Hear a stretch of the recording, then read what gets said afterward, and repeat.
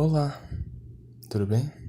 Aqui é o Jorge, mais um episódio, ou de certo jeito, o primeiro episódio de Livros no Fim do Dia, onde todo domingo eu vou falar sobre o que eu li na semana. Para esse primeiro episódio, já teve um episódio, só que foi uma apresentação, né? Eu até chamei ele de episódio 0. Eu vou tentar deixar ele aí entre uns 10 minutos e no máximo uns 40, mas eu não acho que vai ir tão longe. Para esse primeiro episódio eu li V de Vingança. É uma história em quadrinhos do Alan Moore e do David Lloyd. Os dois criaram juntos, mas quem fez o roteiro foi o Alan Moore e quem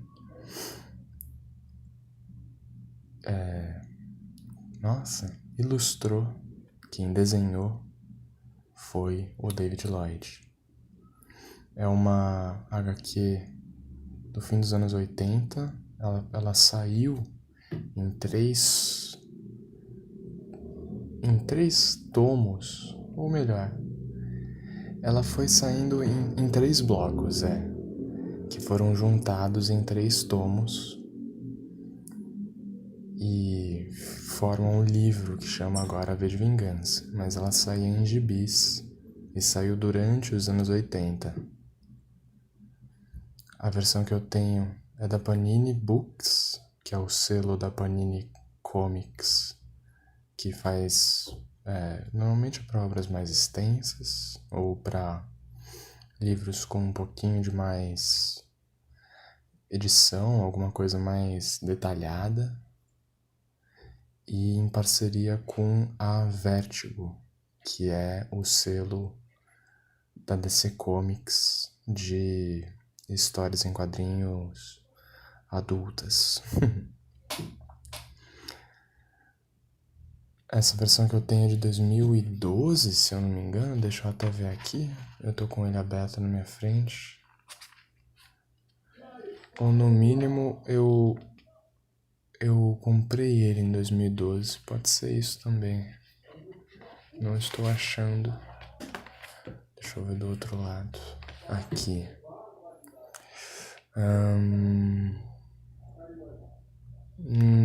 Não achei. Não achei qual ano foi publicado a versão que eu tenho, mas também não importa. Acabou de ser publicado V de Vingança em 1988. Quando saiu toda a terceira parte, eles juntaram num livro só.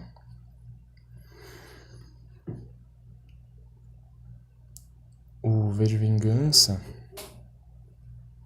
fala um pouquinho sobre o enredo dele, uma sinopse. É basicamente sobre...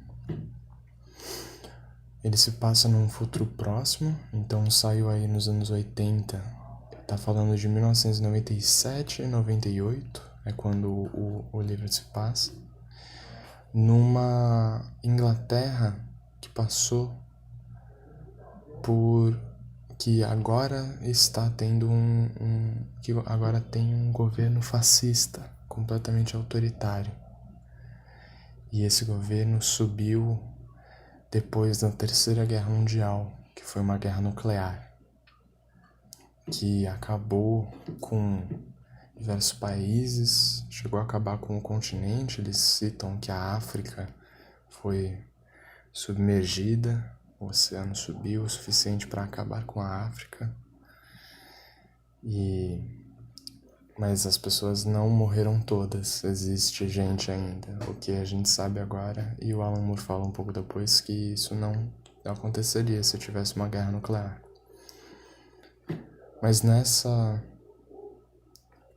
Inglaterra fascista, a gente segue esse homem, essa pessoa, mas eles dão a entender que é um homem, que não tem nome, mas ele se chama de V, só a letra, que é mascarado tem a famosa máscara do V de Vingança, que agora os anônimos usam, o grupo de hackers. E o V, ele faz uma série de atentados terroristas pela Inglaterra, que focam grandes pessoas no governo inglês, ou da máquina inteira do governo, não necessariamente pessoas que atuam no governo. A gente segue ele enquanto ele faz isso tudo. O livro começa, a gente está seguindo uma garota de 16 anos que chama Eve, enquanto ela vai tentar se prostituir na rua. Só que ela é a primeira vez que ela vai sair e ela tenta chamar um homem para ver se ele quer transar com ela, mas ele era um policial, ele era um homem-dedo, como falam no livro. E esse policial tem outros policiais atrás e vão estuprar e matar ela, mas o V aparece, mata todos esses policiais e leva ela pro topo de um prédio e eles assistem o parlamento inglês explodir. E o V fala que foi ele que fez a explosão, cantando se lembre do 5 de novembro, que em inglês rima, né? Que é remember the 5th of November. E eles estão no 5 de novembro. E aí a gente segue o V e a Eve, que agora não é parceira dele, mas segue morando com ele, na série de atentados terroristas que ele vai fazer pela Inglaterra, focando a máquina do governo. Acho que esse é um bom jeito de resumir a história, mesmo que a história seja bem mais do que isso. O livro, né, foi feito pelo Alan Moore e pelo David Lloyd. Eu admito que eu sei pouco e também fui pesquisar pouco sobre o David Lloyd, que é quem é o artista, né, quem ilustrou. Mas eu tenho certeza que ele tem muitos mais outros quadrinhos de renome. Agora, o Alan Moore é uma figura conhecidíssima no mundo dos quadrinhos. Ele tem uma biblioteca extensa, uma bibliografia, na verdade, extensa, mas ele é conhecido principalmente por 3 quadrinhos, que é o V de Vingança, o Batman, A Piada Mortal e o Watchmen. Além disso, ele fez o Monstro do Pântano e Miracle Man ou Marvel Man, tanto faz. E muitos mais outros, né? Mas essas 3 são as grandes que ele é conhecido por. E são fechadinhas, né? São HQs que são vendidas em um livro mesmo. E as outras 2 que eu falei são séries grandes. Ele também fez A Liga Extraordinária, que tem filme até, mas também é uma série de gibis, não é um livro só. E além disso, ele fez muito mais coisa. Ele tem uma bibliografia muito extensa, escreveu muito na vida e desde 2019 tá aposentado. Eu já li Batman, A Piada Mortal e eu tenho o Watchmen também, mas eu ainda não li. e agora eu li o V de Vingança. Mesmo que eu tenha comprado ele há quase 8 anos ou talvez quase 9 anos. Eu fiz algumas anotações sobre o livro que eu vou falar um pouquinho, mas antes eu queria falar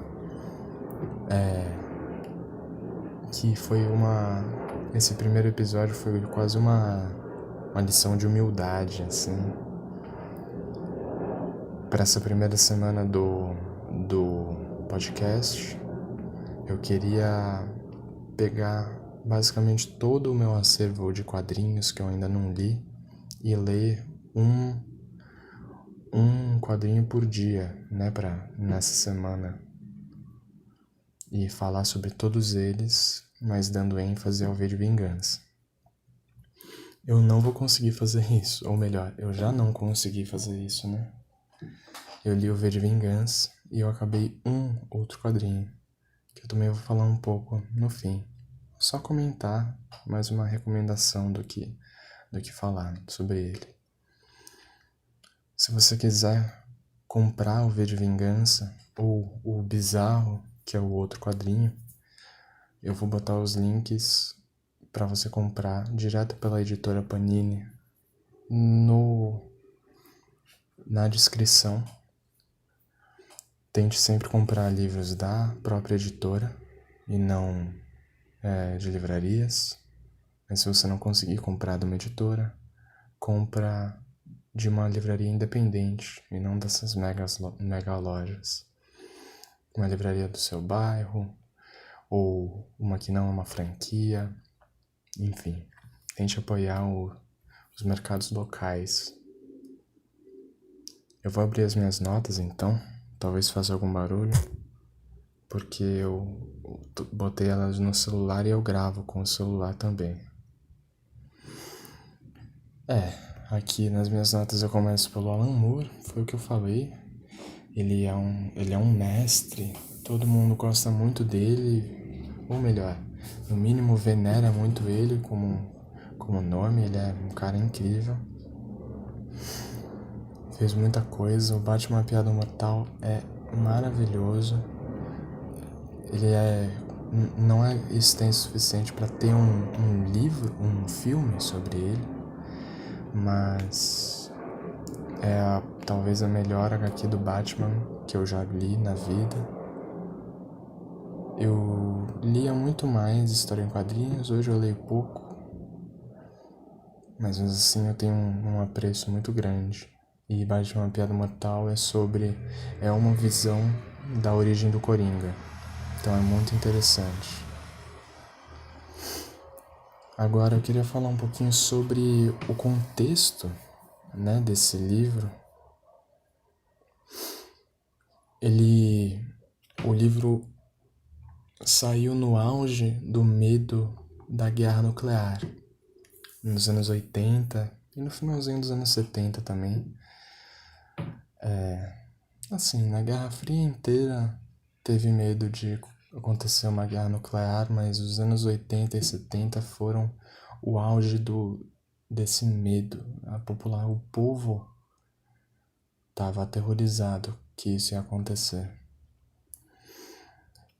E o V de Vingança se passa no mundo pós-guerra nuclear, no que chamam de inverno nuclear, que seria o tempo em que a catástrofe dessa guerra, ambiental principalmente,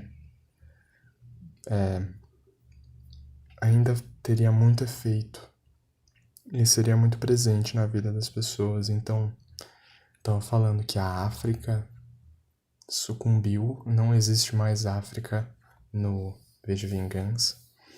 Eles têm muito poucas flores também, por exemplo. No livro, a Inglaterra foi muito acabada por essa guerra nuclear. E foi daí que veio o governo fascista, que é a segunda coisa que eu queria falar sobre ele, que é, na época, nos anos 80, principalmente ali no comecinho, quem governava a Inglaterra era Margaret Thatcher.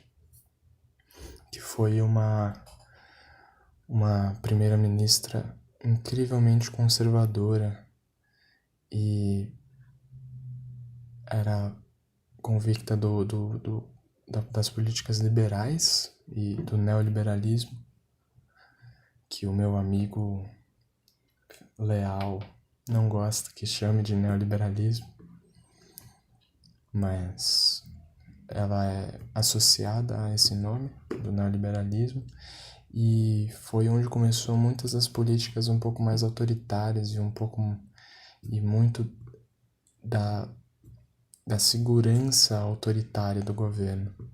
E foi lá que começou as câmeras. Até hoje a Inglaterra tem muitas câmeras de segurança, de vigilância na rua, que é uma coisa que a gente tem pouco. Normalmente as câmeras aqui são de estabelecimentos que botam, não do governo. Eu lembro de uma época que o Alckmin queria implementar isso. Não deu muito certo. Aqui em São Paulo, né? E essa política conservadora tinha o seu lugar, uma parte da Inglaterra acreditava nisso, tanto que ela foi votada várias e várias vezes, ela teve no mínimo 3 mandatos, mas ela tinha uma oposição muito gritante. Eu não vou saber e não fiz a pesquisa de se a maioria ou a minoria da Inglaterra gostava dela, mas que a minoria, mas que as pessoas que não gostavam delas eram muito falantes sobre isso, é verdade. E o Alan Moore se inspirou nesse governo que tinha características autoritárias para forjar uma linha do tempo em que o governo ia ficando cada vez mais autoritário, até que virasse um fascismo completo. Então, o medo da guerra nuclear e o medo desse novo fascismo que chegasse foram os pilares do mundo do V de Vingança. Eu queria falar também do V, do próprio V, né? E da máscara dele. A máscara é muito conhecida e o nome da pessoa de quem a cara está nessa máscara também passa por aí, mas se você não conhece, essa máscara é do Guy Fawkes. Guy é G-U-Y e Fawkes é F-A-W-Q-E-S.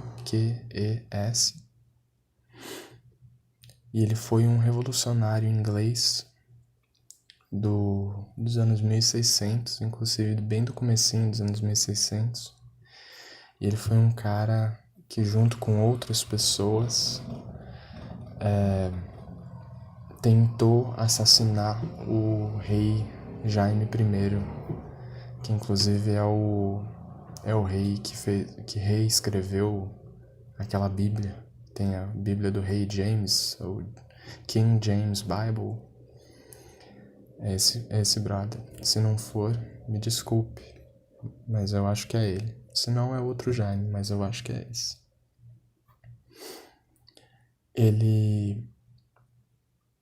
A ideia do Guy Fawkes era explodir o parlamento e com isso matar o King James, o rei James, ou pelo menos explodir o parlamento e matar o rei James ali no mesmo momento. Mas alguém dedurou essa ação pro governo e o Guy Fawkes foi pego no flagrante embaixo da casa do parlamento inglês, numa sala lotada de explosivos. E ele não conseguiu explodir. Ele foi torturado e incinerado em praça pública. E aí uma coisa que eu aprendi hoje é que desde então ele existe e ele foi. Isso é verdade. Esse atentado ia ser feito no dia 5 de novembro daquele ano. E ele foi morto no dia 5 de novembro do mesmo ano, claro, né? E desde então existe um negócio que chama o Dia do Guy Fawkes na Inglaterra. Muitos lugares ainda celebram, até hoje, que é um festival em que fazem um espantalho fazem basicamente um espantalho e uma máscara, normalmente de papel machê, pintada como se fosse o Guy Fawkes, a cara do Guy Fawkes. E botam nesse espantalho e queimam o espantalho e saem desfilando com tochas pela cidade.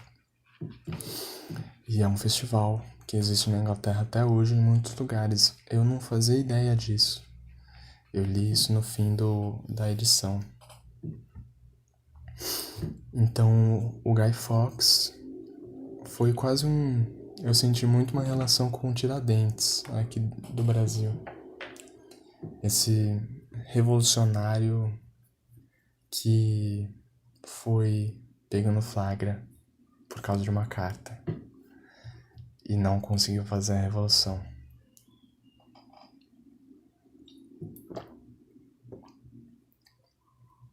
Então daí que saiu a máscara do Guy Fawkes.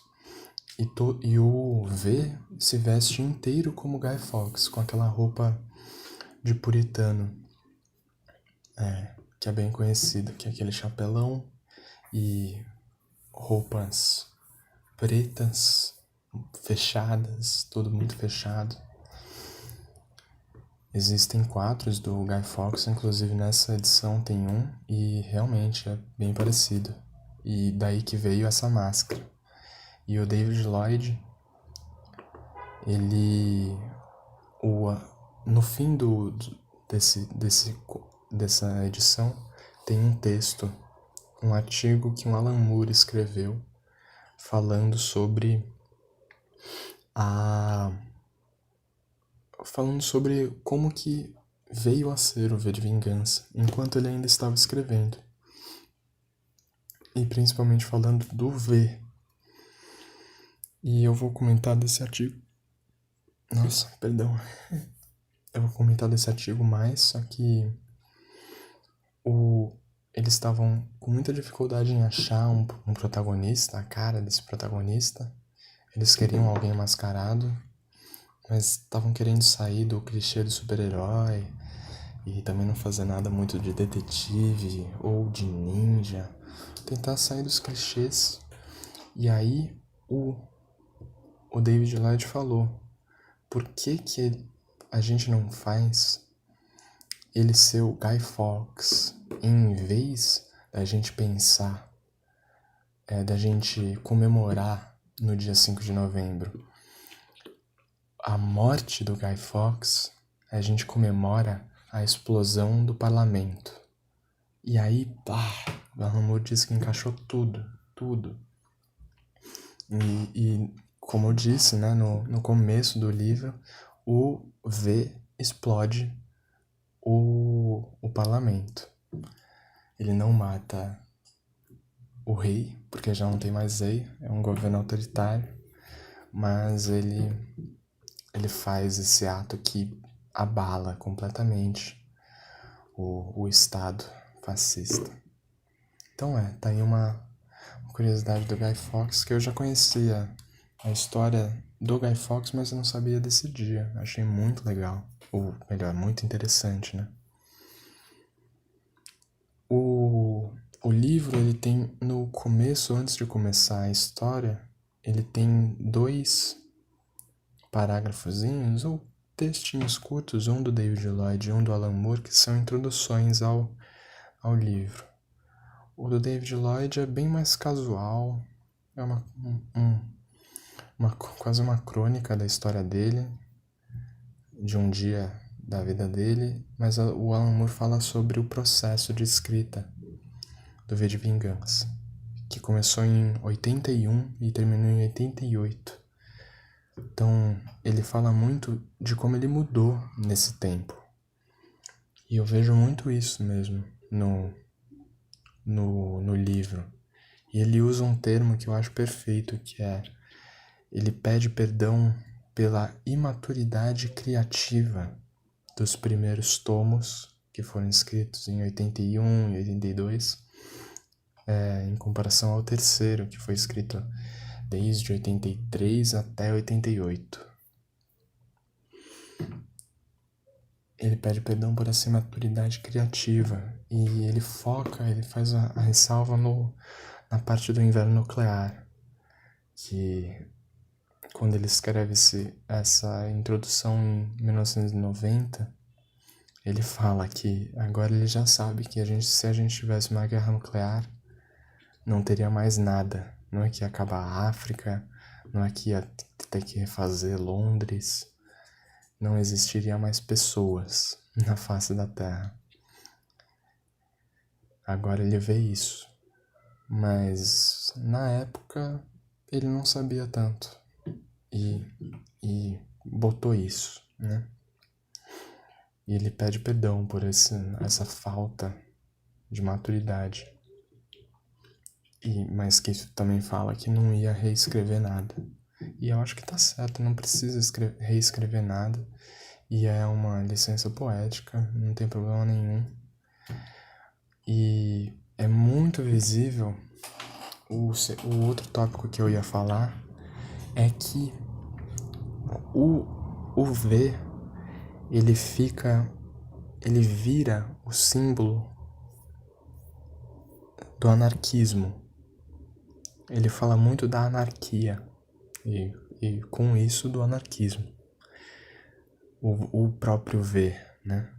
No livro inteiro ele fala que a anarquia vai conseguir a ordem, que o que ele está fazendo é anarquia. E no começo do livro, nesses primeiros 2 tomos, que são os mais novos, a anarquia tá muito entrelaçada com o caos. O V tá matando essas pessoas, fazendo terrorismo, e isso é anarquia. E anarquia é essa violência, e o único jeito de entrar no anarquismo é a violência. E essa é uma ideia completamente errada. O anarquismo, ele entra muito nessa parte da violência, principalmente por ser um tipo de governo que acaba com o Estado de uma hora para outra e vai para uma sociedade que se organiza sem um governo central. Então, muitos teóricos falam que o único jeito de chegar nisso é a violência, a revolução armada. Mas também tem, fora dessa ideia, tem o preconceito que anarquismo é isso, que é puro caos, é desordem, é morte, é violência, selvageria. E tá completamente errado. Tem muitos anarquistas que pregam o pacifismo total, como o Tolstói, o escritor russo, mas muitos falam que tem outros jeitos de fazer a revolução. Aí no tomo 3, que é o que já demorou mais para escrever, tem toda uma parte, são várias páginas, é um discurso do V que ele faz para Yves, quase que reorganizando essa ideia de que o que ele fez não é o anarquismo. O V estabeleceu o caos, e desse caos vai vir o anarquismo, vai vir a ordem. que no caso o que o V quer é que ele venha como um princípio anarquista, sem governo central, onde cada comunidade se governa. Então o Alan Moore, que ele, olha, eu ia falar com mais segurança, mas se eu não me engano o Alan Moore é anarquista. Mas ele é visível a imaturidade criativa que ele mesmo fala sobre o anarquismo no começo do livro, achando que é essa violência, essa desordem, e é isso que tem que ser. É visível a mudança dessa visão, de certo jeito preconceituosa, e no caso dele muito imatura, para uma versão já mais estudada e mais correta do que é o anarquismo. O anarquismo não é essa causa, é esse caos, é a ordem que vem depois da destituição. Então eu botei primeiro, depois de maturidade, eu botei o ponto anarquia versus anarquismo, no sentido de que a palavra anarquia, que é muito conjugada como se fosse um sinônimo de caos, não é a mesma coisa que anarquismo, que é esse princípio de governo. Mas ele, o próprio Alan Moore, mais pro fim do livro, refaz toda essa ideia e eu achei incrível. Outra coisa que eu queria ressaltar do livro é a ideia que eles usam pro governo. O governo fascista é todo baseado num computador que faz tudo, que centraliza a vigilância, que centraliza a escuta. Todo o computador o cérebro do Estado, da máquina estatal. E o computador chama destino.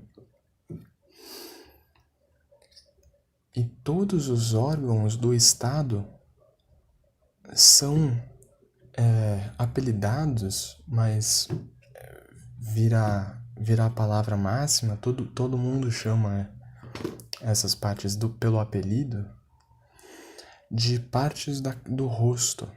Então tem o departamento do olho, que é a parte que cuida da vigilância das câmeras, a parte do nariz, que fareja, que é a polícia, que faz a parte de inteligência e a parte de ter detetives, né? Tem a orelha, que é a parte que faz a escuta e que recebe informações. Tem a boca, que é a parte da propaganda, e que lá dentro tem um programa que é a Voz do Brasil, aqui, basicamente, que é a voz do destino. E é como se fosse esse computador falando para a sociedade inglesa. E é o único programa que as pessoas poderiam se informar. E além desses, né, nariz, orelha, olho e boca, tem os dedos, como se fosse a mão, que são realmente os policiais que fazem o que seria a polícia militar aqui, que faz a parte da segurança pública mesmo, faz prisão, que acha bandido, né, ou que prende qualquer pessoa que o governo fascista queira. E todos esses órgãos, menos os dedos, mas os órgãos do nariz, da orelha, do olho e da boca ficam numa rua só, que é chamada de cabeça. Tipo, todos esses órgãos formam a cabeça. E tem as mãos, que são os dedos, que é a parte que fica mais presente, mais palpável desses órgãos estatais. Eu achei muito legal essa ideia de fazer o governo virar quase um corpo, virar quase vivo, ter um cérebro, ter uma cabeça, um olho, nariz, boca. Achei muito interessante. Essa ideia que é realmente sensível, um governo que é super autoritário.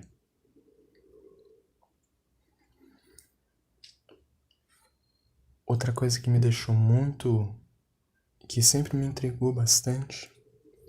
Quando eu comprei esse livro pela primeira vez, eu era bem mais novo, mas eu já gostava de literatura desse jeito, mais pesada, assim. Eu era um cara alternativo, completamente rebelde, né? Mas eu não me importava com esses assuntos mais duros mesmo, né? Mais violentos. Eu até gostava dessas ideias. Não que eu queria fazer violência, mas eu fui muito criado num ambiente que não era para existir violência nenhuma. E não que isso, quando eu comecei a ver violência, isso não me fez querer fazer violência. Mas quando eu vi violência, foi a primeira vez que eu entendi que isso existia, entendeu? E aí eu procurei ativamente dessas histórias que eram reais. No fim, as histórias violentas são muito reais. E uma coisa que deixa...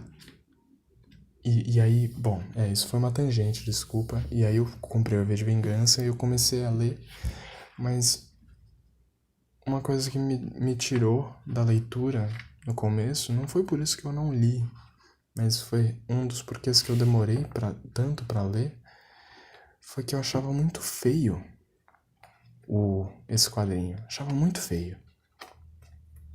Ele tem um visual super sujo, dá pra você ver a colorização do quadrinho, não era feita em computador ainda, claro. Era feita toda à mão, com tinta. E você consegue ver as manchas de tinta e a tinta pegando na outra, esfalecendo, ficando de outra cor. Quase que mal feito. Mas obviamente que dava pra ver que era propositalmente mal feito. E isso me tirou muito, mas agora que eu já li muito mais quadrinho, conheço muito mais quadrinho, eu vejo que isso é uma coisa muito do começo dos quadrinhos, anos 30 para 50, me lembrou muitos anos 50.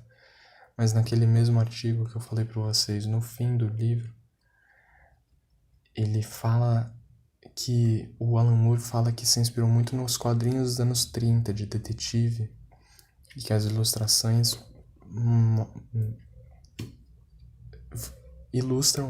as ilustrações ilustram muito bem essa referência do tipo de traço e do tipo de colorização desse tempo que não é o que a gente vê hoje, tem muita sombra. E me lembrou muito os quadrinhos pulp, que ele fala mesmo, que são os pulp dos anos 30 que ele queria trazer de referência. Eu fui ler esse artigo no fim só do livro e eu fiquei feliz que ele realmente, ele conseguiu, né? Me lembrou disso. E esses quadrinhos, eu acho eles feios, mas de verdade é o que dá uma caracterização muito fodida pro V de Vingança. É incrível mesmo, muito legal. Então, não se assuste se você for ler por esse tipo de arte muito diferente do que a gente está acostumado hoje. Ela faz parte, você se acostuma rápido e é muito interessante. E esse visual sujo mostra como essa sociedade que eles estão é muito suja, de todos os sentidos. Uma coisa que não me frustrou no livro, mas que eu notei é que os começos de capítulo, todo gibi começa... Eles mostram aonde termina e começa um gibi, e onde termina e começa os tomos, e aí começa o gibi sem falar nada, e depois de um tempinho aparece uma caixinha ali, capítulo 1, capítulo 2, 3, 4, e o nome. do capítulo. E eu não sei como que é na versão original, mas a versão brasileira é muito feia. Tem umas fontes horríveis. A primeira fonte, a parte que fala capítulo e qual o número do capítulo, a fonte é colorida de arco-íris. E são umas fontes... Dá pra ver que é a fonte da internet, sabe? Aquelas fontes tosconas. E depois em cada um muda e aí tem uma fonte que tenta ser tecnológica. Achei muito tosco mesmo. Mas no fim não muda nada. É só uma coisa informacional e tá ótimo. Só queria comentar disso. E o meu último tópico que eu queria falar é que de vez em quando, por causa dessa ilustração pulp, digamos assim, algumas vezes, muitas é exagero, mas algumas vezes eu tive dificuldade de entender qual era a personagem que eu tava olhando. Principalmente das mulheres. As mulheres não têm feições muito diferentes nesse livro. Os homens, cada um é um pouco mais diferente e tal. As mulheres têm feições um pouco diferentes. Eu sabia que a loira era a Eve.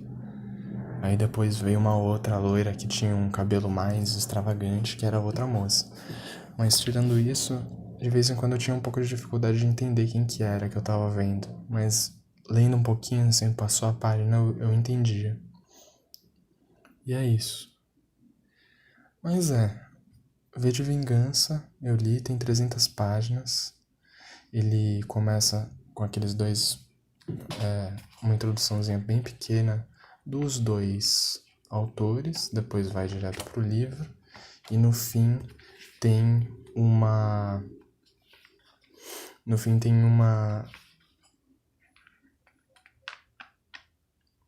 um artigo do Alan Moore, que ele fez em 83, que eu citei aqui.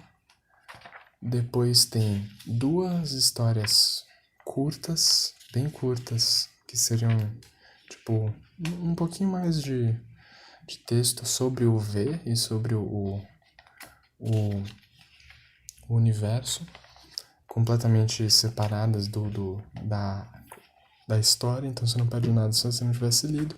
Elas saíram em outra revista, como publicidade. E aí no fim mesmo tem alguns esboços feitos pelo David Lloyd de outras coisas do V.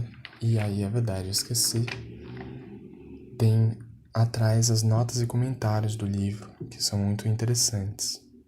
Algumas são bem... não precisava, mas tem umas muito interessantes. E tem um quadro do Guy Fawkes, muito bom. E aqui fala,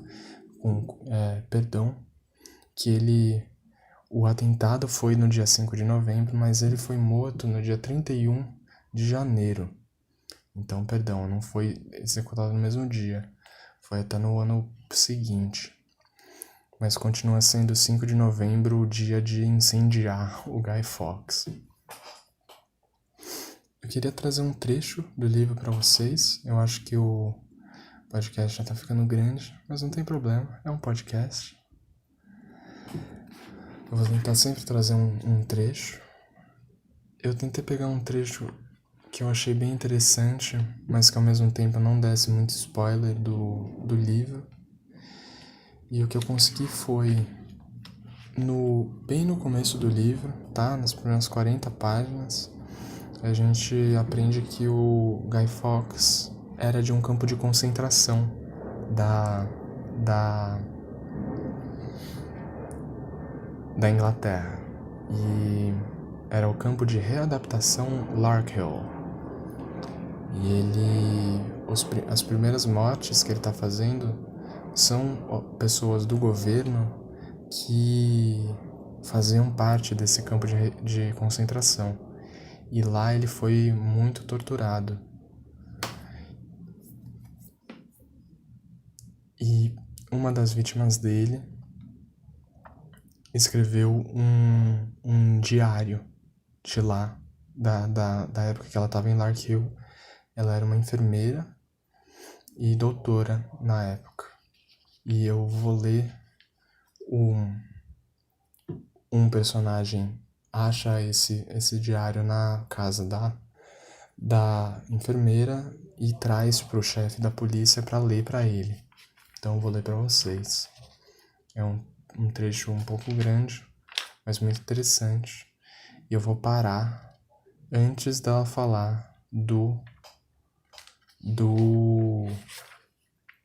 próprio V. Não quero que vocês tenham nada de spoiler sobre quem era o V. Então, vamos lá. Isso ainda como chama? O personagem falando pro outro, citando esse diário. Extraí trechos significativos do diário, comparei com os meus achados e pus o relato em ordem. A história que se forma é francamente incrível. Começa em 30 de abril de 1993. Eu vou ler. Abre aspas. Cheguei a Lark Hill esta manhã. Meu motorista era um homem chamado Gosling. Não me disse uma só palavra desde Andover. Meu Deus, que lugar horrível! Conheci o comandante Protero, que considerei bastante vulgar e desagradável. Ele prometeu mostrar meu grupo de pesquisas assim que eu me acomodasse. Fez isso de tarde. Eles são um bando de pobres coitados. Nenhum deles vai me ser útil se eu não começar o trabalho o mais cedo possível. 17 de maio. Quase terminei o esboço final do protocolo do meu projeto. Estou bastante entusiasmada. Pesquisas hormonais são quase inúteis quando feitas com cobaias. Esta oportunidade de aprender algo positivo caiu do céu. Pretendo começar semana que vem. 23 de maio. Protero escolheu os pacientes, 4 dúzias. Vou ter que inspecionar o grupo esta tarde. Eles são tão fracos e patéticos que dá até raiva. Não lutam nem enfrentam a morte. Só ficam olhando para nós com seus olhos débeis. Parecem vermes. Quase não são humanos. 5 de junho. Os 48 receberam dose do composto 5, uma mistura de extratos de hipófise e pineal. Ainda é cedo para esperar resultados. Aquele padre nojento, Tony Lilliman, insistiu em estar presente enquanto eu fazia as aplicações, para dar apoio espiritual. Ele não tira os olhos dos meus seios. 9 de junho. Do grupo original, cerca de 70% estão mortos agora. Dos 10 que restaram, duvido que 3 sobrevivam esta noite. Um dos negros, Donald Crane, se encontra em péssimo estado. O coitado delira o tempo todo e imagina estar em Trenchtown, Jamaica. Ele começou a desenvolver 4 mamilos e seus órgãos genitais se atrofiaram. Estranhamente, não há padrões claros indicando qual grupo sucumbe mais rápido.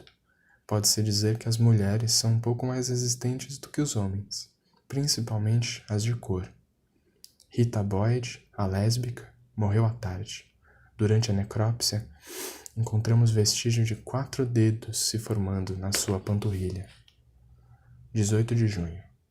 Restam apenas 5. 2 homens e 3 mulheres, o que parece contradizer minha anotação de 9 de junho. Nós os alojamos em cubículos individuais no bloco médico. O paciente na sala 5 é um caso fascinante. E eu vou parar aqui o trecho, porque a partir disso ela fala um pouco mais do V, e eu não quero falar disso. Vocês veem que é uma realidade absurdamente... é uma realidade absurda, né? E uma realidade horrível que está se passando. Campo de concentração com testes médicos, uma coisa nojenta. Mas que ilustra toda a sociedade que o V de Vingança produz. Produz não, né? Retrata. Mas com esse trecho eu vou parar de falar do V de Vingança. Adorei o livro, engoli ele, passei dias lendo. Foi muito interessante e recomendo muito se você quiser. Ele é caro, eu até fico surpreso pela quantidade de dinheiro, mas é muito bem feito. A edição, mesmo que seja meio datada, ela é de muita qualidade. O papel, a capa, se você gostou, vale muito a pena. Então com isso, acaba o primeiro livro do meu ano. Eu vou comentar rapidamente da HQ do Bizarro. Essa HQ também é da Panini, mas é pelo selo Panini Comics e em parceria com a DC Comics, sem selo nenhum, da DC mesmo. E é escrita pelo Heath Corson e a arte é feita pelo Gustavo Duarte, que é um artista brasileiro. E foi por isso que eu comprei. Eu fiquei sabendo dessa HQ do Bizarro no podcast do Matando Robôs Gigantes, um podcast super famoso no Brasil, que eu não ouço há anos. Esse foi Opa, perdão pelo barulho. Esse foi um dos últimos episódios que eu ouvi deles. E foi muito interessante. O Bizarro é um personagem da DC que é uma tentativa. Ele já teve várias histórias de criação, mas a de agora, aqui é cânone no momento, é que ele foi uma tentativa do Lex Luthor de fabricar um super-homem dele, um estilo Frankenstein, assim.